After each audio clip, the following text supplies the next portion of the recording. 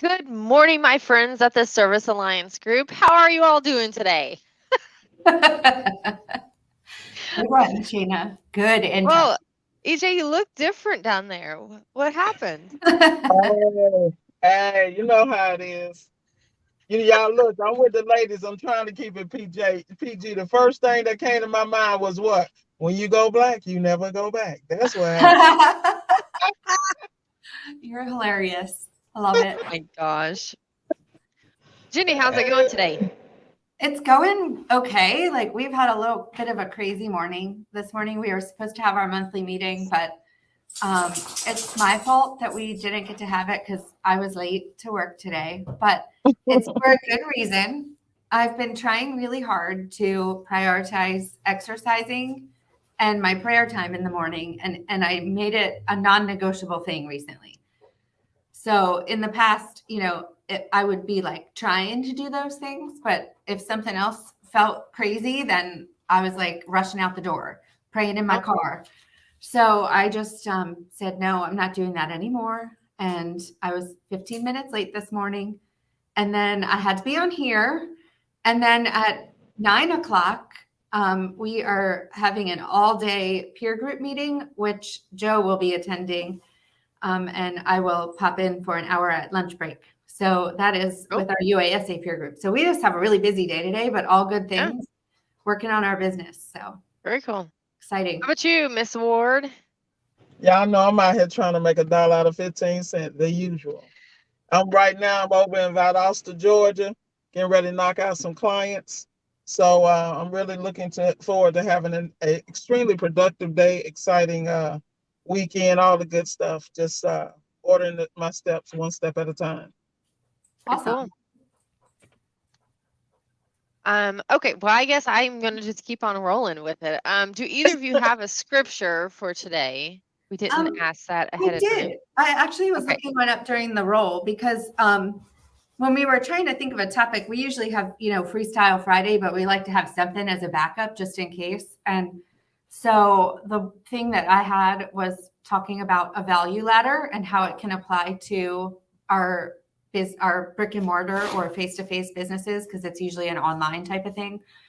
And so what that's about is serving your customers and taking them through their whole customer experience with you. So I am in Leviticus, I think it's 24, chapter verse 14. Also, if you should make a sale of land to your neighbor or buy it from him, let a man not oppress his neighbor. So to me, that is about being fair in what you're offering. And so if you're taking somebody's money, making sure that you're giving them the value that they deserve. So it is not biblical to take money from somebody and then not give them what they deserve Cool. and be honest in what you're giving them. So that was my scripture that I took away. Does anybody else have a different one? I did not pull a scripture up today. So, sometimes I do during the roll, but I did not today. Mrs. Ward, do you want to go ahead and say a prayer for us? Sure, absolutely. Lord, thank you for bringing the ladies together today to show the world how it's done. Thank you for anointing us in our thoughts, our spirits, our minds, and our tongues. That everything that we share on our podcast today touches everyone's hearts, their spirits, and their souls. Thank you for giving us the vehicle of the Service Alliance Group to influence others and to help and to further our relationship with you. Lord, cover every technician, every business owner, every family, every extension of what we do and what they do with your grace and mercy. Order their steps and clear their minds so every decision they make is not just for today, but for future generations. Amen. Amen. Amen. That was great. Thank you. You're welcome. Okay, everybody, it is Freestyle Friday, which means if you have a question, today's a little bit different because you got the girls today. Ask away. We got a little bit different background. We got Mrs. Ward, who's out in the field. I've been in the office for 20 years plus because being a third generation owner, I was 14 years old answering the phone. So I'll just say 20 years plus. And then you got Jenny, who owns a business, who has a full-time job, but still does so much inside of their appliance business. So we got a full plethora of what we do here. So ask away. I know EJ's in the background, and he's the one that's popping up questions and popping up everything up there. And he was popping up hellos while we were going through. So, and we didn't say hi. So there was Dan and Orkun, and we got Jeremy on there, and Joe and Asoper and Joe twice. So good morning to all of you out there that are watching. We are so grateful to have you on. We got one at the end. It says, value is my favorite, and I try to never refer to my coat. Cost. Oh, cost. I didn't know cost is on cost. Like, what does code have to do with it? Do not refer to your coat, whatever Please you don't. do. Yes. Please don't. So I know, Jenny, you do have a topic and you started on it. Why don't you go ahead and expound and tell us what all you've been covering with it? So I think it'll be backwards. No, it's actually Nope, not backwards. it's good. Excellent. So this is a little picture of a value ladder. And this I just taught in a workshop that I do every month with female business owners in my town. And you can find a lot of information about the concept of a value ladder online. Russell Brunson, if you've ever heard of him, he has a business called it's funnel hacking. He has a whole concept about the customer funnel, and he does a lot with online businesses. But it's a little different when we're out in the community and meeting people face to face, stuff like that. So I have adapted this concept to businesses like ours so that you can start building your customer relationships. So the first step, and there's 5 steps here of the value ladder. The first step doesn't involve any selling at all. It's what you're doing to get your name out there in the community. So a lot of people go straight to paid ads for that. But what we were trying to do in this group that I did on Tuesday night is kind of brainstorm some other ways that we can get our name out there and show people what we're about and what kind of people we are. Because ultimately, you don't meet somebody and say, hey, I'm Ginny and I own a business and I want you to give me $1,000. You know, like you meet people, you introduce yourself, you build a relationship, and then potentially you can extend your offer to them because it's the right thing to do. So some of the ways that we do it in our business is social media posts, putting a blog out that's just free information every single month. We have been to the local vocational school, and Joe has met with the students there and given a presentation. We have gone out to the community to do something called Trick or Treat in the Street, where we buy about $300 worth of candy and give it out to 2,000 kids. And then we put our business card there and we staple it to some of the detergent samples, and we give those to all the parents. And then we do something similar during 4th of July in a parade. We give out the detergent samples with our business card stapled to it. So all of those things are not involving taking any money from the customer. You're just showing them that you care about the community, you're out in the community and stuff like that. So I'm interested if anybody wants to comment in the chat, any other ideas that they have for our business in appliance world of how they're getting out in the community and showing up for people. The second one. Well, let's go. I was gonna say, let's go ahead and stop on that one for a little bit. Mrs. Ward, Sure. what are some ways that you have been able to get your name out? Well, as far as in my community, when I initially started in the business, because I'm always a person that thinks outside the box, I believe in relationships across the trades. Yeah. With electricians, plumbers. How many times as an appliance person do you go in and, you can fix one thing. You a miracle worker over here on the refrigerator. Well, can you take care of my sink? Can you do this? Can you do that? Those relationships come in handy. So initially, what I did was develop relationships like that because I understand that in appliance repair, we are significant in the home service industry. So in order for me to be a one-stop shop, I developed relationships with other subcontractors and other trades, and we would exchange clients and clientele. And because I specialized in high-end or in high-end areas, we were all understand what our clients expected and showed up accordingly, and were able to support each other. Because one thing in appliance repair, all the good techs know each other. Do we not? And Yeah. so we know who we're going to recommend because we understand if I recommend someone, this is a reflection of me. So of Yeah. course that built my relationship with those customers, and across the industry. The other thing I did is I spent a lot of time down at the trade school in Miami with Richard Zilka. And when I say that, I went in to support my own training because they have a night appliance repair course, a nighttime phenomenal course that Richard teaches. And at the same time, I was exposed to a lot of students, people from different walks of life.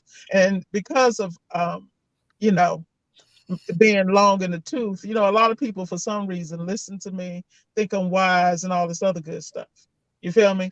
But it's not that. It's from me, falling on my butt on a regular basis. So this wisdom was earned. So I never have a problem with sharing it with other people. And that's one thing I think I don't want to really go off on a tangent because y'all know when I get on the soapbox, it's on and popping. Um, but one thing I think we all, as older people, like you look at the years that Shauna has, the experience that Jenny has, as individuals, we have discernment. So you're always going to see that diamond in the rough, and particularly with women. We are nurturers by birth, and we want to cuddle them up and be like, I see in you what you don't see. And you got to be able to give back and plant a seed, even if it's just a positive word or a quick a kick in the ass because I love you. You feel me? Yep. Because I'm going to shake you. And I would see that in those classes. I see it when I go pick up parts at Marcone. I see the struggling technicians. I see the people who were technicians and come in the industry and they're flustered with the business side. And when they don't understand, if you can fix an LG, this is a cakewalk. It's just the same focus it took you to excel over here. You can do it over there. So that's how I've been able, and that's why I make, like I did a video this morning about thinking out the box. Because I think differently, and it took me years to appreciate that about myself, that I don't have to look and act like everybody else. Because I have something to contribute, and it's not me. I'm simply the vessel. And so I have to move out of my own way and allow God to use me. And that's basically what I've done. Something that you said in there was that you don't have to look and act like everyone else. And I think that's such an interesting point because people, if you think that you're not unique, then you worry about competition. Yep. And you worry about beating the other guy. And you don't have to. Even in our industry, we all fix appliances, but you can serve different people different ways, and people will align with your personality and somebody else might not. And then somebody else can serve that person. So I am a firm believer that we don't need to compete. We can lift each other up and help. And we have, another appliance service business in our area. We love them. We share customers back and forth. If it's something that we work on and they don't work on, they throw it our way. If it's out of our service area and towards them, we throw it their way. So your uniqueness means that you don't have to compete with other people because there's something special about you that special customer is looking for. Yep. So I love that. Yep. Soper, as consumers and appliance industry pros, have you parallels in a web page design to add value, QA and photos, business structure, etc.? How important is an appliance website? I think a website for any company is very much so needed. Anything from, even if all you can do at this time is a smaller website, or if you have a huge elaborate website, people want to see that they are not calling a company that doesn't know what they're doing. And although a website, you cannot know what you're doing and have a website, but it really does in your put face. you. You want to know who you're doing business with. So my advice that I always tell people on their social media pages for our industry is stop putting pictures of appliances on there. Nobody cares to see the inside of a washing machine because they're not an appliance technician. Or stock photos. Yeah, they're looking to see who they're doing business with. So you can put a picture of an appliance if you're giving a tip out to somebody about something, but they want to see your face and they want to see your team and who's going to show up in their house and what you're doing in the community and things like that. Like they want to get to know you. So if you open your social media feed or your website and there's not a picture of you on there or your team or what you stand for in your company, then you better add it fast. So I think it's super important. I think it's Andrew, right? Is A Soper? Is that Andrew? I feel I have no clue. Okay. Well, let us know if that's right. I think it is. Yeah. But yeah, I think it's imperative. And that nowadays people, I know I pass over businesses if they don't have a web presence because I feel like they don't have their act together and they're not really like a solid business. I want to see that if I'm doing business with somebody. Yeah. What about you, Miss Ward? Yeah, and I think you have to understand who your avatar is. This is a touchy subject, and I'm not going to take us left, but this is this is a touchy subject, but you ladies can handle it. Now, it's apparent that you ladies are European American, and I'm not. So I'm going to be very honest. And one thing, I'm going to be honest with y'all now. Okay. I have some clients that I have coached that were starting off their businesses. Okay. They were on Thumbtack. They weren't getting business. And their picture was there and they looked like me. When they took their picture off, what happened? Let's keep it a buck now. We have different experiences. So on my website, now I'm not saying your picture shouldn't be there, but I think like if I'm in Atlanta, I'm in hot Atlanta and it's round and brown like me. Oh yeah. We talking Atlanta, but I have a certain clientele that's not going to have an issue.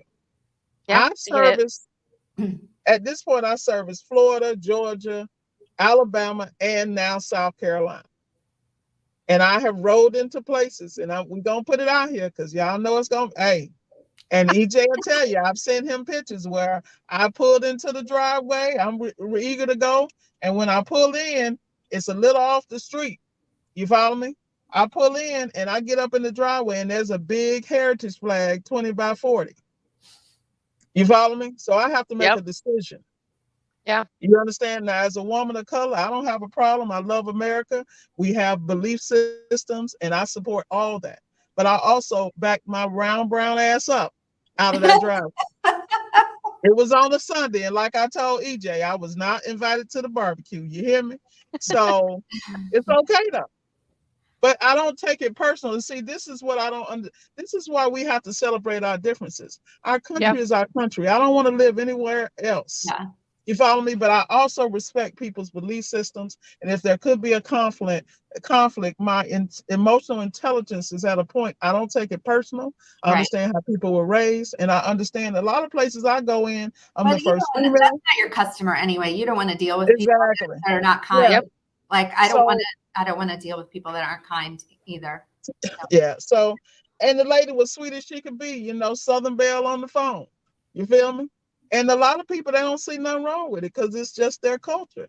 So, and I don't have an issue with nothing because I am successful because I can cross any line and walk in any room as I am because my intelligence, my work ethic, and how well-read and well-rounded I am, I can get along with anybody because I can speak back a little. So you're cautioning people sometimes about putting themselves out on their website because people might judge them and choose not to work with them. And I was going to say, I think if somebody's choosing not to work with you because of how you look, then that's not your customer. And you know what I mean? Like I would want to put your proud, beautiful, smiling, talented face all over your website and people will choose to work with you because of your skills and shame on them if they're not. But I think it is easy to say that as a white woman. So I get your point. Yeah. And you got to realize, I mean, just like when TK sat down with the gentleman and had a conversation about the round and brown text that would get stopped, how they didn't work after certain times of night because they would be stopped. He doesn't know that experience, but this is the reason of having allies and conversations and not tiptoeing around real life. Right. I'm not saying you shouldn't. I feel you should be clean cut in anything. Like you look at the gentleman over at Compass, Reggie. You feel me? Reggie met, and then look at Lamar. I mean, phenomenal men that just fit in anywhere. Yeah. Because you can't prejudge them. He can win over the Grand Wizard. Lamar could.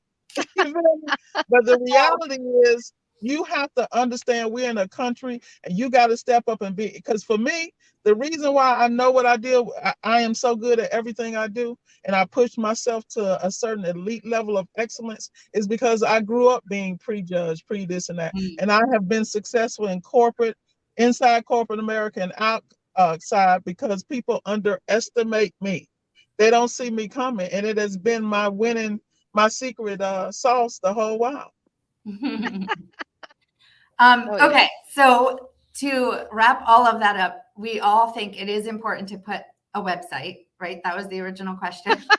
and Yes. getting, so is it could we move to the level 2 of the value ladder where we're trying to get something from our customer? We all here? We Yeah, all here? your voice is there.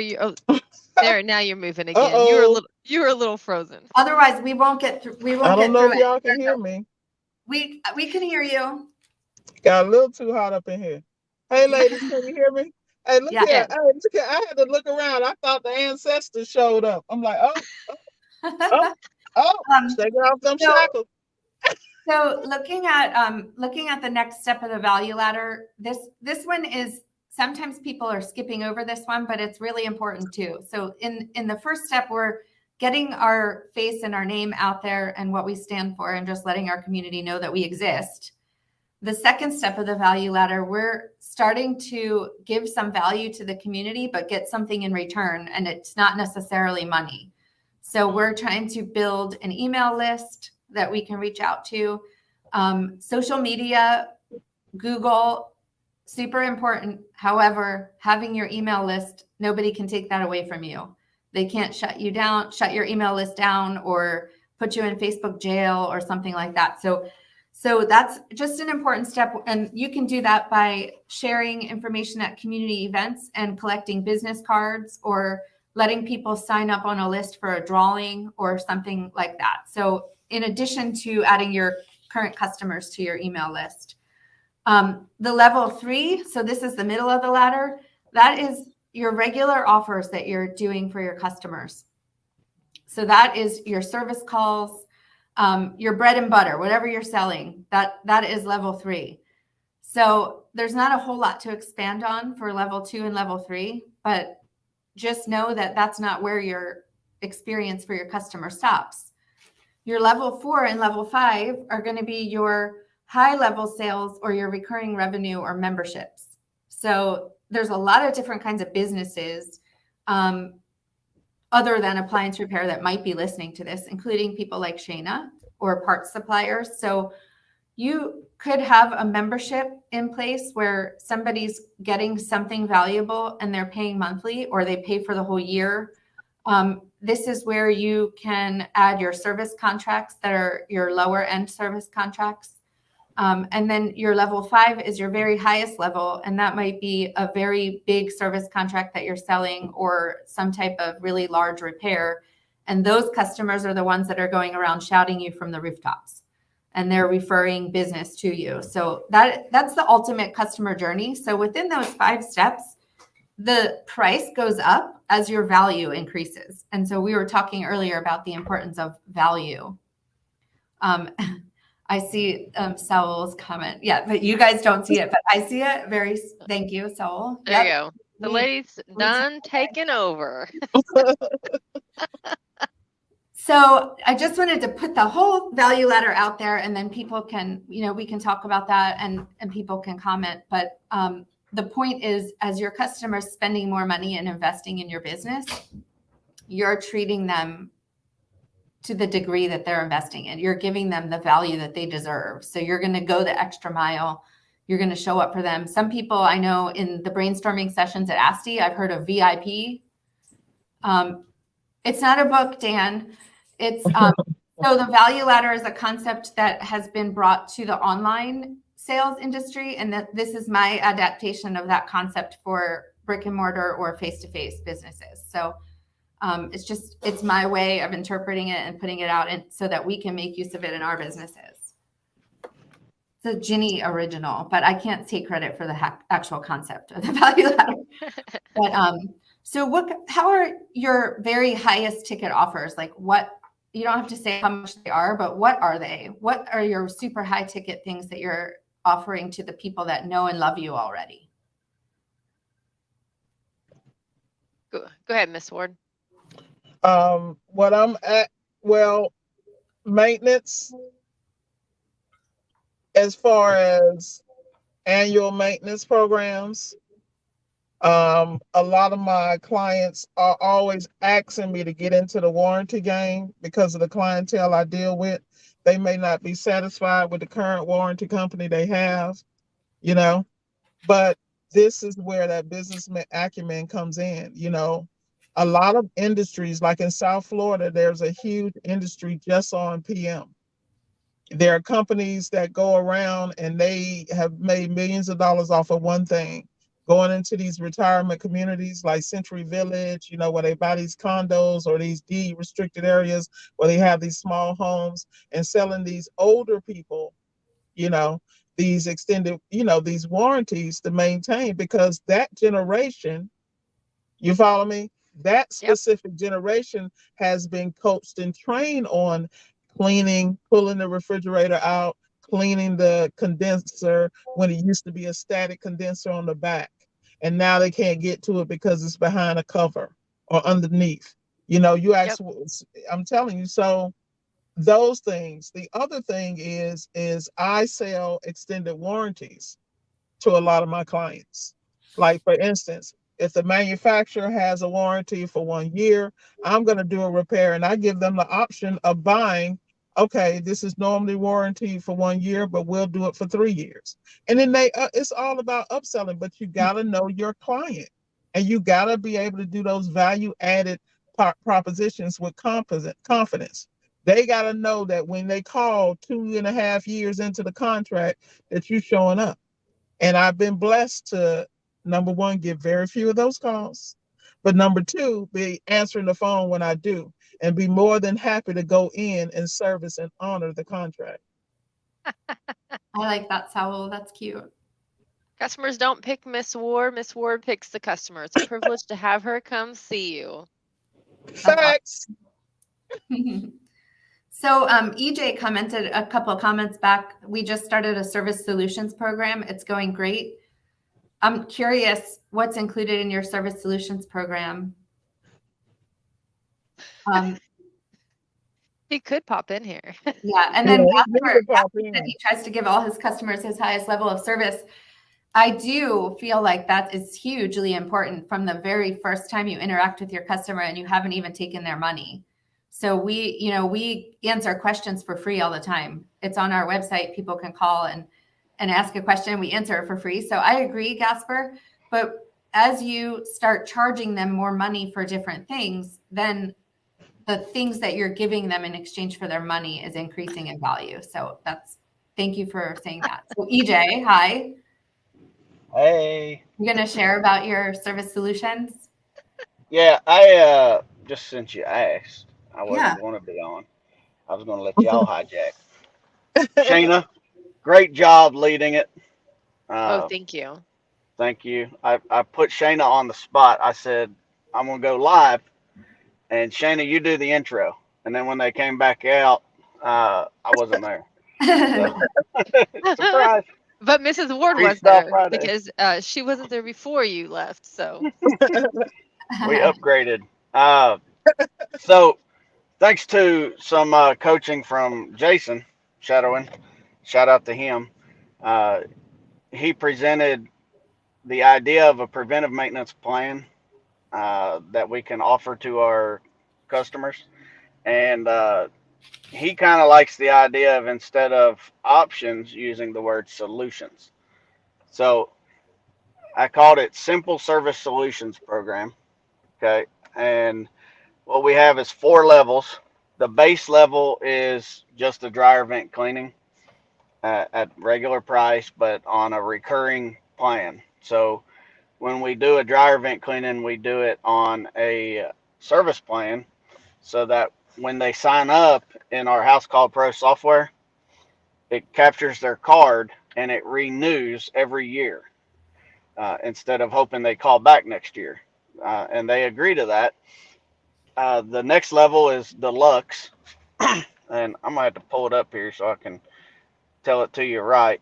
But it's refrigerator, washer, dryer, and dryer vent cleaning only. And we have tiered level pricing, and that level gets you a 5% discount on any repairs throughout, throughout while you're active. The premium is level two. It's refrigerator, washer, dryer, dryer vent, and your oven. And that one comes with a 10% discount on any services. And then the optimum is all of the appliances and a 15% discount. I'll tell you, while we're talking about that, uh, everybody likes to know, how do you sell the service plan, right? And I'll say this, in the right situation, which you guys know you have to read people and understand the situation. And by doing that, you have to ask questions. So I like to ask at least 5 questions as soon as I get in, uh, before they walk away. I'm trying to get a feel for who they are, how they feel about their appliance, how they, feel about taking care of their house. And then when I get a repair that costs a little bit, I know that it may be on the line of, do I want to fix it or do I want to replace it? And then I offer that option. Hey, by the way, we have an optimum service plan, service solution that if you sign up now, we'll take care of all of your appliances, including a dryer vent cleaning, and you'll get 15% off this repair right now. And then there's monthly payment options for the service solutions also. So it's about adding different levels of value and different solutions for them, because it's not cookie cutter, one size fits all, as you guys were discussing earlier. You you have to gauge who you're dealing with and find a solution that best fits their need, and that's how I do it. Now, I'm gonna get back out because y'all are doing great without me. Well, thanks for sharing all that, EJ. It's really cool to know. Like, so what he's talking about is strictly preventative maintenance for all of those appliances. Is that how you interpreted it, Miss Ward? Yep, And absolutely. you're doing that also for your customers? Yeah, select customers, okay? Because you know the temperament. Like me, I'm anal. I do everything as far as strategy. I know the caliber client I want to deal with. I know the one that can call me 3 o'clock in the morning and I'm not gonna want to snap. Because Miss Ward be having them knee-jerk reactions. I'll be like, I been cussed you out. Then I'm like, oh, I'm sorry, baby. I thought you was somebody else. You feel me? So I'm just keeping it real. So, and because I've Love you. designed my business, like I said, I have a boutique appliance repair business. So, because I designed my business in such a way, and I have a blueprint and a plan that goes out 30, 40, 50 years, you follow me? I move a certain way. And it's just like I was looking at like I can't wait until we get to the point we ask each other questions, because I got a question for Shauna and a question for Jenny. Okay, You know? go for it. We're at that Well, point right now. all right. Well, with Shauna, I wanted to ask you because I think it's very interesting when you talk to people who grew up in the business to a certain extent. Like, see, people don't understand the reality of a legacy business. They think it's all peaches and cream. Yeah. And I think it's very important. Like, I follow Chick-fil-A, Dan Cathy, and I listen to them. And, I've read the book with Truett Cathy because I watched that legacy and how they developed that. Because that's what I mean about how I can speak to any subject because I stay well versed. And I listened to Dan Cathy on an interview talk about how they chose the succession and how the kids weren't forced into it. They looked at their talents, allowed them to go out and see the world. I mean, we see it with Justin Gandy, where he went away into the stockbroker realm and then came back into the industry. You follow me? At the end Yep. of the day, speak to the difference between being a legacy appliance exposure person and a person who comes in and who has no clue of the sacrifice you guys made. The fact that you got people in the parts houses used to have to look up on microfiche.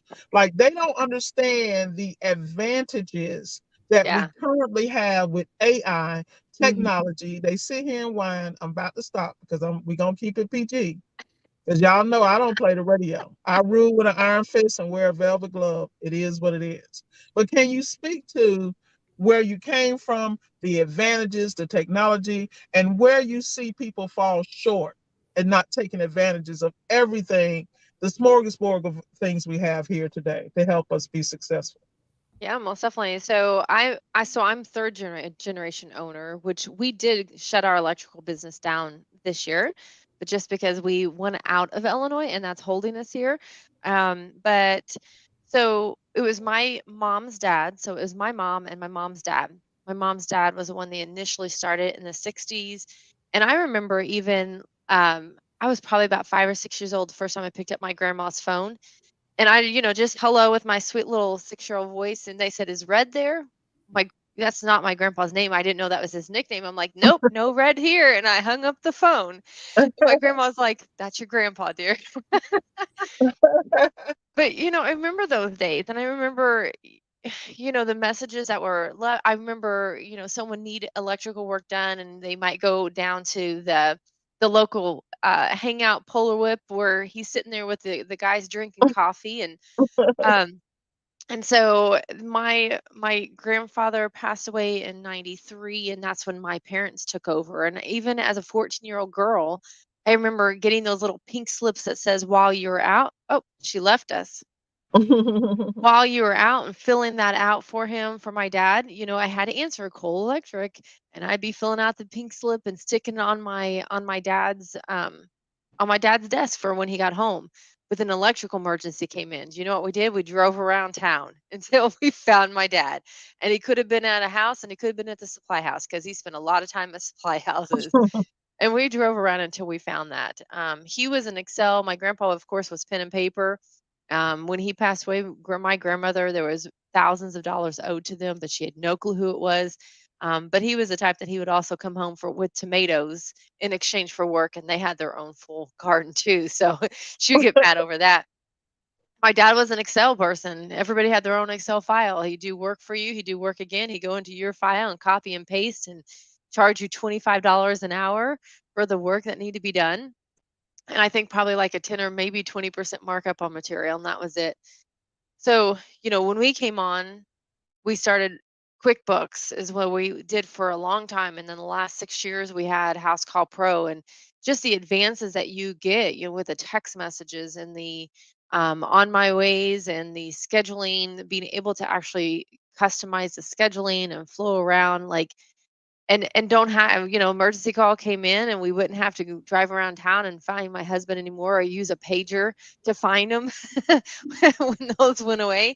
You just call up the cell phone and yeah, these kids that are coming in now, they have no clue, what we went through even, 15 years ago, the differences in advance and even so there's still so many that are still now pen and paper, but like the amount of people even 15 years ago that was pen and paper was huge. Like really, truly very few were actually on some sort of non-pen and paper CRM, whether it was QuickBooks or whatever it is, they just weren't out there and available. So There's that's Joe has said one time or in the past that he kind of misses the days of the CB radios because he could hear all the chatter of all the guys during the day. If they had a question or a problem or somebody was stuck yep, on something, yep, everybody got to learn at the same time. So when everybody got cell phones, that chatter went away. And that is something that he actually misses with all yep. the advances in technology. We did those in our vans at one point. So mm. Mrs. Ward, how long have you been in the industry? Oh, you're Uh-oh, muted. you're muted. See what I'm talking about? There you go. Yeah, I've only been Technology. in the industry since 2019, and I kind of was part time because I was I've been in automotive and the trades, from welding to electrical for 30 years. Thank God black don't crack. Um, so um, I've only been in appliance repair since 2019. I started part-time in 2019. I had a full-time regional position, and I traveled then. I was handling Florida, Georgia, and the state of Washington for a company. And so I'm used to traveling. Like, this is second nature to me, you know. Um, and at that time, I managed automotive shops, the service departments. So, whew, yeah. But I've been in since 2019 in appliance repair specifically. And yeah, yeah. Very cool. Yeah, I had a question for Jenny. Okay. Um, all right. So the thing about having a full-time job and doing this stuff plus your own interest part-time. Um, I'm sorry, you guys. I'm on my tablet, but my apprentice and my subcontractors are texting me, honey. Like I didn't tell them yesterday. You know how it goes. We raising grown folks. That's why all y'all people with all them employees, more power to you. But anyway, Jenny, the question I did was, how do you ration your time? And still, like you kind of touched on it earlier about taking that time to invest in yourself so you can show up being your whole, complete, phenomenal self. How, first of all, do you ration the time between husband, family, your pursuits, and the business? Because me and my significant others really having, my partner's trying to jump in and do stuff, and it's, my partner is Harvard trained, graduated from the Seven Sisters, and got their PhD and stuff. So it's very interesting. It's an interesting dynamic. So anything you can tell me, it helps. So we are just coming off of a super big imbalance of any personal time because we moved to our new hometown, and I've had my full-time job in this capacity for about 8 years. I manage the quality program for a hospital laboratory. So I do that during the daytime hours from about 8 o'clock to 4 o'clock ish. And then if I get pulled away for something for, half an hour or something, I will tack on that time because I feel like I need to make sure I'm showing up for that time. So I'm pretty protective of my work time that belongs to somebody else because they're paying me to be there for them. And so I try to honor that as perfectly as I can because I feel like we have to. When we're committed to somebody, we have to give them what, like we said, with value. What I've been doing lately for myself is making sure that I'm doing my exercising and my prayer time first thing in the morning. Because if it doesn't get done, then it doesn't happen. And I've built a ton of accountability into my life. So one of my accountability people is Shayna, and we get on the phone every Wednesday and we just check in and we set some goals. And usually they're personal. Sometimes they're business goals, but usually those are personal goals. So she's kind of my personal accountability. This year, in addition to having the appliance business that I predominantly work on in the weekends or in the evenings or before I start working for the hospital, we opened a co-working center. So we basically started 2 businesses in 2 years, and that's been a crazy endeavor. So over the past 6 to 8 months, we've been working about 16 hours a day trying to get this place open, and we opened at the end of September. So it has been exhausting because we were doing our full-time jobs during the day and then doing all this at night. And so I will tell you, not protecting my family time, like Andrew's saying right now, that took a toll on us. We started feeling grumpy and burnt out, and I probably gained about 7 or 10 pounds because I wasn't taking care of eating healthy and exercising and things like that. So I think I gave myself permission to go all in on something and let all of those things go to the wayside for a period of time. But I think it's really important to recover from that and redirect and get back into a good routine where you're taking care of yourself. So that's kind of my answer. There's no like work-life balance. You just work it all in. And if it's important to you, you do it. And so when I do make an appointment to be there for my kids or my husband or a friend, I honor that time. So if I say I'm going to be there, I'm going to be there. I'm not going to cancel because something better came up or something like that. So we do show up when we make a commitment, but during those crazy times, we're not making as many of those outside commitments. And now we're kind of getting back into the routine of being good friends and just giving each other time and things like that. So that's kind of my answer. So yes, there's times when it's ridiculous and there's terrible imbalance, but we're always working on ourselves to get back to having that balance in our life of just God and family coming first. Awesome. Sounds good. Yeah. A lot of time blocking. Calendars, time blocking and mind mapping, right? Yeah. Calendars. I have a lot of apps that I use to manage my time as well. I use Todoist. I have a little video on my website, outcomeacademy.com. On the very bottom, if you click on that, you can see how I use Todoist to manage. And that app alone has replaced the need for a personal assistant because it keeps everything straight. And then we also use Monday in our team. Monday. Mm-hmm. So there's a lot of things out there that can help you for sure. And we're doing a book right now, Shelby and I. This is the last thing on this tangent. It's called, what the heck is the book called? I just forgot it. Free to Focus. There you go. Yes, thank you, by Michael Hyatt.